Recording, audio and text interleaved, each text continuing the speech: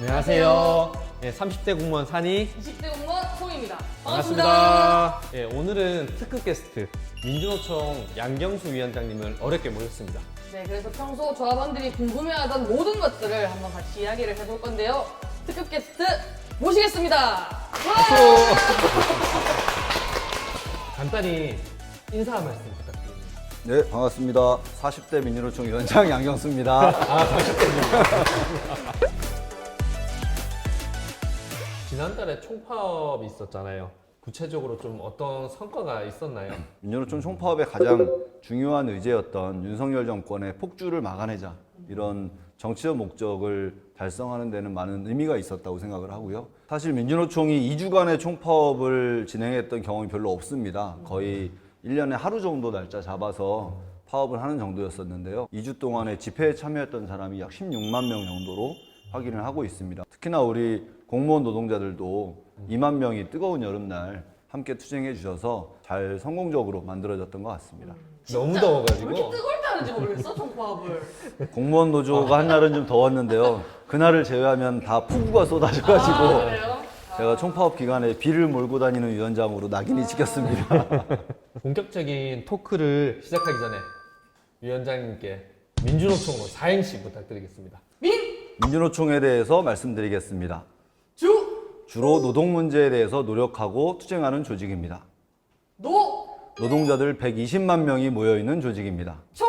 총력을 다해서 한국 사회를 바꾸는 조직입니다. 이거 준비를 많이 하셨어요. 아, 이거는 미리 준비를 좀 미리 하셨는데. 준비를 하셨네. 그러면 이제 본격 토크를 이제 진행을 해보도록 하겠습니다. 위원장님이 생각하시기에 왜 굳이 민주노총인가? 또 민주노총은 뭐가 다른가? 솔직히 이제 공무원 노조 조합원들 중에서도 본인이 민주노총 소속인지 모르는 조합원들도 있고 또 간부들도 가입시킬 때 이야기하기 좀 망설이는 간부들이 좀 있는 것 같더라고요. 사실 우리 사회에서 민주노총에 대해서 긍정적인 시각이 많지 않죠.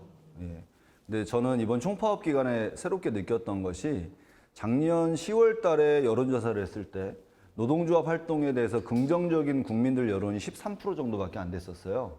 근데 이번에 총파업 기간에 언론사에서 여론조사를 했는데 총파업에 찬성하는 분이 46%까지 올라왔습니다. 민주노총이 하는 활동이 긍정적으로 전달되고 제대로 알려지면 재평가될 수 있다 이렇게 생각을 합니다.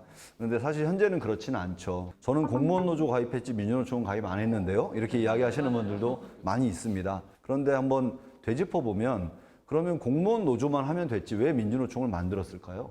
그것도 28년 전에 필요했으니까 만들었겠죠. 우리 언론을 통해서 나오는 많은 노동 문제에 대해서 정부의 입장, 사용자들의 입장, 그리고 주로는 민주노총의 입장이 언론을 통해서 외화됩니다. 그 이유는 민주노총이라고 하는 조직이 한국 사회 노동 문제에 대해서는 가장 전문적이고 가장 많은 역할을 하고 있기 때문이라고 생각을 합니다. 예컨대 공무원 노동자들의 임금은 누가 결정하죠? 정치인들이 하잖아요.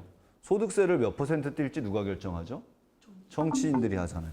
국민연금을 얼마를 내고 얼마를 받을지 누가 결정하죠? 정치가 결정을 합니다.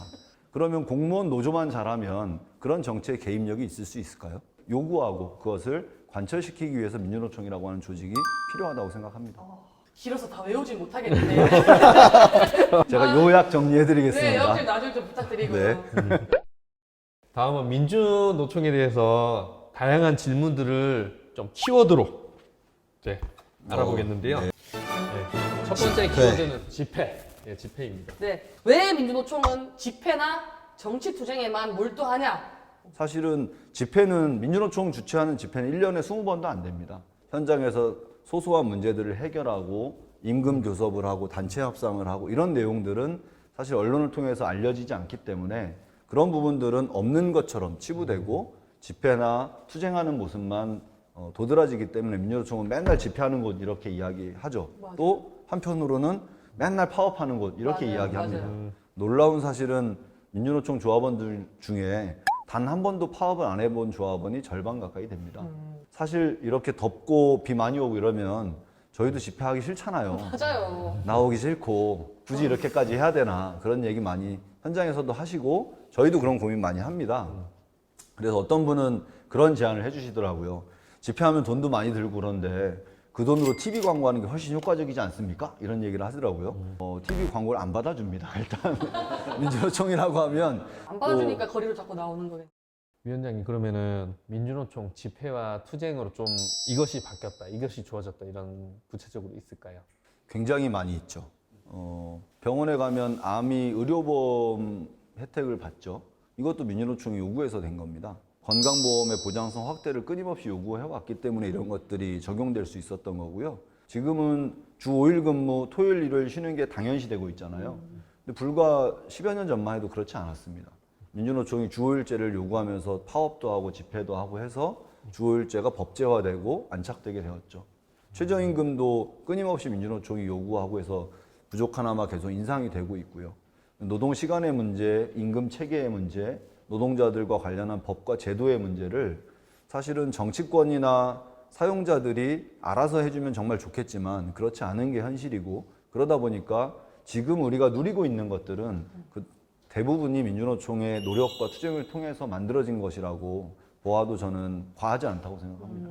저도 그 주 5일제 갈 때 초등학생이었던 것 같거든요. 그래서 그냥 놀토였다가 갑자기 토요일 다 쉰대. 그래서 당연한 게 당연하게 그죠. 그냥 느꼈지. 그게 민주노총이 했는지는. 맞습니다. 정말 많은 변화를 민주노총이 만들어냈다고 자부하고요. 그런 측면에서 우리 조합원분들도 민주노총 조합원이라는 것을 자랑스러워해도 된다고 생각합니다. 이제 집회하면서 이제 경찰들이랑 대치를 하거나 걸어가면 시민들이 막 항의하는 경우가 민주노총은 평화를 사랑하는 조직입니다. 그래서 싸우지 마십시오.